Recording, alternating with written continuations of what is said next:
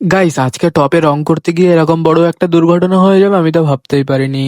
Guys তোমরা তো জানো আগের দিন আমি টপের গায়ে পুট্টি করে শুকাতে দিয়েছিলাম, আর আজকে তো সেটা পুরোপুরি শুকিয়ে গেছে। আর টপটা একটু উঁচু নিচু হয়েছিল, তাই টপটা একটু সিরিজ কাগজ দিয়ে ভালোভাবে ঘষে নিলাম। টপটা মোটামুটি ঘষা কমপ্লিট হয়ে গেলে গাইস, আগের ভিডিওতে তোমরা কমেন্ট করেছিলে পার্পেল কালার করতে, আর বাড়িতে একটুও পার্পেল কালার ছিল না, ওই জন্য স্টিনার দিয়ে পার্পেল কালার বানিয়ে নিলাম।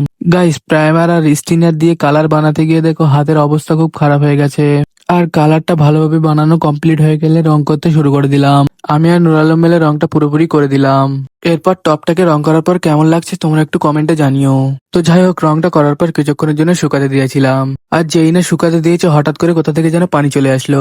কিছুক্ষণ পাকামো মেরে ভিজে ভিজে সিনেমেটিক শুট করতে গিয়ে আমার সঙ্গে এটা হয়েছিল। গাইস এমন ভাবে পড়েছিলাম আর একটু হলে পাটায় পুরো ভেঙে যেত। গাইস আজকে তো বৃষ্টির কারণে টপে গাছটা লাগাতে পারিনি। কালকে টপে গাছ লাগাবো, আর কি গাছ লাগাবো তোমরা একটু কমেন্ট করে জানিও।